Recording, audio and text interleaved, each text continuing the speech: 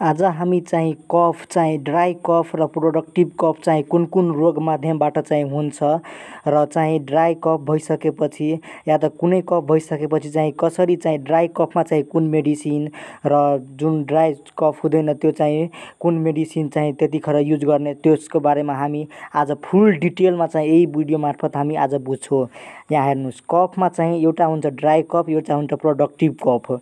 Dry cough चाहिँ इन्भाइरोमेन्टलको एलर्जेनहरूले, डस्टहरूले, फ्युम्सहरूले, केमिकलहरूले गर्दा चाहिँ हुन्छ। अस्थमाहरू जस्तो भयो, अप्पर रिस्पिरेटरी ट्र्याक इन्फेक्सनहरू छ, सोर थ्रस्ट, टन्सिलाइटिस, सिनुसाइटिस, लेरेन्जाइटिसहरू छ भने जस्तो कोभिड-19हरू, अस्थमाहरू, एलपिआरहरू, लोअर फेरेन्जियल रिस्पिरेटरी केही छ भने ड्रग्स लाइक जस्तो एसी इन्हिबिटरले गर्दा, एन्जियोटेन्सिन कन्भर्टिङ इन्जाइम इन्हिबिटरले, बिटा ब्लोकरहरूले गर्दा, एस्पिरिनले गर्दा, आइएलडीले गर्दा चाहिँ यो सब हुन्छ भने यी सब चाहिँ ड्राई कफको चाहिँ कारणहरू हुन्। र प्रोडक्टिभ कफमा चाहिँ फ्लूहरू भयो, सिओपिडी भयो, क्रोनिक अब्स्ट्रक्टिभ पल्मोनरी डिजिजहरू, निमोनियाहरू, टिबीहरूले गर्दा, ब्रोन्कियोटाइटिसहरूले गर्दा, पोस्ट नेजल ड्रिपहरू, लङ्स अब्सेसहरू छ भने यी सबका कारणहरू चाहिँ प्रोडक्टिभ कफको यी सब कारणहरू हुन्। अहिले हामी के बुझ्यौँ भने ड्राई कफमा चाहिँ ड्राई कफको चाहिँ कारणहरू के हुन् र प्रोडक्टिभ कफ गराउनमा चाहिँ कसको चाहिँ के को कारणहरू के कारणले चाहिँ प्रोडक्टिभ कफ हुन्छ भने त्यो बुझ्यो। अर्को कुरा, यो चाहिँ जुन ड्राई कफ चाहिँ त्यो चाहिँ सुप्रेस हुन्छ भने त्यो चाहिँ प्रोडक्टिभ कफ चाहिँ सुप्रेस हुँदैनन्। अर्को, ड्राई कफमा चाहिँ यदि छ भने कुन कुन मेडिसिन हामीहरू कुन कुन ड्रग्सहरू चाहिँ युज गर्छौँ त। यदि टुसिभ छ भने एन्टिटुसिभमा चाहिँ हामीहरू के गर्छौँ भने जुन एन्टिटुसिभमा सेन्ट्रली र पेरिफेरली भन्ने हुन्छन्। सेन्ट्रलीमा चाहिँ ओपियाइडहरूमा चाहिँ कोडिनहरू भयो, फुल कोडिनहरू भयो।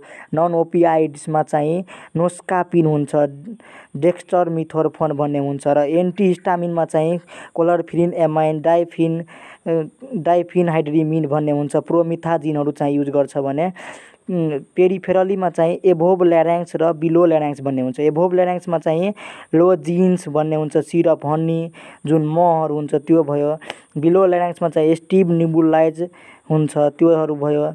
अर्को हुन्छ बेन्जोकेन, लिग्नोकेन भन्ने हुन्छ, त्यो सब चाहिँ दिइन्छ। र अर्को यसमा यदि म्युकोलाइटिक एजेन्टहरू छ भने एक्सपेक्टोरेन्ट, यदि कफहरू खखारहरू छ भने यी सब दिइन्छ। तपाईँको यो सोडियम पोटासियम साइट्रेटहरू, सोडियम पोटासियम आयोडिनहरू दिइन्छ, एमोनियम क्लोराइडहरू दिइन्छ। यो भासाका भन्ने हुन्छ, ग्लुकोलेट भन्ने हुन्छ, चाहिँ हाइपरसोमलर सलाइनहरू भन्ने हुन्छ, त्यो सब चाहिँ दिन्छ। म्युकोलाइटिकमा चाहिँ तपाईँको एन एसिटाइल सिस्टिनहरू भयो, ब्रोमहेक्जिनहरू भयो, एमरोप जुन कफ चाहिँ जमेको हुन्छ त्यसलाई चाहिँ बाहिर निकाल्न चाहिँ योहरू चाहिँ यो सब दिइन्छ। एडजुभेक्टेन्टमा चाहिँ ब्रोन्कोडाइलेटरहरू दिन्छ, साल्बुटामोलहरू भयो, टर्बुटालिनहरू भयो।